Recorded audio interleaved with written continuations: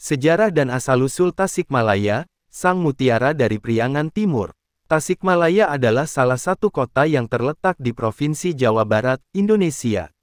Kota ini memiliki jejak peradaban yang menarik untuk dijelajahi.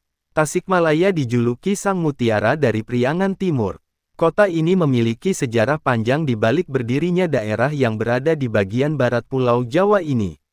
Lantas bagaimana kisahnya? Berikut sejarah dan asal-usul Tasikmalaya yang menarik untuk diulas. Sejarah Tasikmalaya pada abad ke-7 hingga abad ke-12, di wilayah Kabupaten Tasikmalaya, terdapat pemerintahan kebataraan dengan pusat di sekitar Galunggung. Batara yang memerintah pada masa tersebut adalah Sang Batara Semplakwaja, Batara Kuncung Putih, Batara Kawindu, Batara Wastuhayu, dan Batari Hyang. Pada tanggal 21 Agustus tahun 1111, Kerajaan Galunggung didirikan dengan penguasa pertamanya bernama Batari Hyang. Ajaran Sang Hyang Siksakandang Karesian dikenal dari Batari Hyang dan masih dijadikan ajaran resmi pada masa Prabu Siliwangi. Kerajaan Galunggung bertahan hingga 6 raja berikutnya yang merupakan keturunan Batari Hyang. Selanjutnya, terjadi perubahan pemerintahan di Surakarta dengan ibu kota di Daya Tengah, yang merupakan daerah bawahan dari Kerajaan Pajajaran. Selama masa pemerintahan Prabu Surawisesa, Kerajaan Pajajaran mulai terdesak oleh gerakan kerajaan Islam yang dipelopori oleh Cirebon dan Demak. Hingga akhirnya, terjadi pergolakan di wilayah Priangan pada awal abad 17 Masehi. Wirawangsa dari Surakarta diangkat menjadi Bupati daerah Sukapura atas jasanya membasmi pemberontakan. Akibatnya, ibu kota negeri Sukapura dipindahkan beberapa kali seiring peristiwa sejarah dan perkembangan wilayah. Pada akhirnya di tahun 1913, Kabupaten Sukapura berganti nama menjadi Kabupaten Tasikmalaya, dengan tanggal 21 Agustus tahun 1111 Masehi dijadikan Hari Jadi Tasikmalaya. Hal ini disahkan berdasarkan prasasti Geger Hanjuang sebagai tanda upacara penahbisan Batari Hyang sebagai penguasa di Galunggung. Asal-usul Tasikmalaya terdapat dua penafsiran mengenai asal-usul nama Tasikmalaya. Pada versi pertama, nama ini berasal dari bahasa Sunda dengan penggabungan kata, kesik, yang artinya pasir dan, ngelayah, yang artinya tersebar luas. Oleh karena itu, secara umum, Tasikmalaya diartikan sebagai daerah dengan pasir yang tersebar luas. Pendapat ini terkait dengan letusan Gunung Galunggung pada tahun 1822 yang sangat mempengaruhi Kabupaten Sukapura. Waktu letusan terjadi, banyak pasir yang menutupi Sukapura, sehingga daerah tersebut disebut Kesiknalayah, dan akhirnya dikenal sebagai Tasikmalaya. Versi lainnya menjelaskan bahwa asal-usul nama Tasikmalaya berasal dari kata, tasik, yang berarti laut, telaga, atau air yang mengisi wilayah, dan Malaya, yang berarti rangkaian gunung-gunung.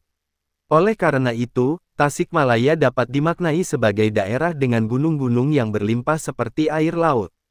Pendapat ini juga mencatat bahwa letusan gunung membentuk jurang-jurang curam dan membentuk formasi menyerupai sepatu kuda mengarah ke timur Gunung Galunggung. Asal-usul kota Tasikmalaya dijuluki kota santri. Salah satu ciri khas dari kota Tasikmalaya yakni kota yang melahirkan banyak santri-santri terbaik di Indonesia dari wilayah bagian Jawa Barat ini. Bahkan era sebelum 1980-an, kota Tasikmalaya memiliki pondok pesantren yang banyak dan tersebar mulai dari yang sudah punya nama hingga yang masih baru namun punya kualitas terbaik. Dikenal dengan sebutan kota santri, di kota Tasikmalaya juga terlahir salah satu tokoh perjuangan yang lahir dari kota ini yaitu Kiai Haji Zainal Mustafa. Yang namanya diabadikan dipakai nama jalan utama di kota Tasikmalaya. Berdasarkan data dari Open Data Jawa Barat pada tahun 2023, di kota Tasikmalaya terdapat 1.587 pondok pesantren yang tersebar di wilayah tersebut. Sebagaimana dirangkum dari Instagram @kominfo_pemkot_TSM, jumlah tersebut meliputi 1.344 pondok pesantren di Kabupaten Tasikmalaya.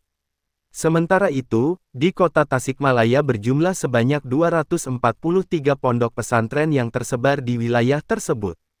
Meskipun tingkat kriminalitas di kota ini naik 10%, kota ini nampaknya masih layak dijuluki sebagai kota santri karena beberapa hal.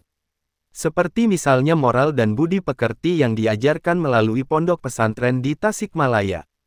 Banyaknya pondok pesantren di Tasikmalaya membuat kepribadian masyarakat di wilayah tersebut menjadi lebih beragam.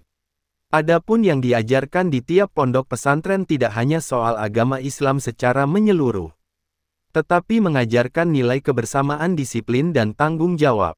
Oleh karena itu, keberadaan pondok pesantren di Tasikmalaya menunjukkan jika nilai budaya Islam GI sangat kental dan mendalam. Ditambah peran pendidikan agama maupun tata krama yang diajarkan dalam pondok pesantren di Tasikmalaya. Demikian penjelasan singkat mengenai asal-usul kota Tasikmalaya yang dijuluki sebagai kota santri.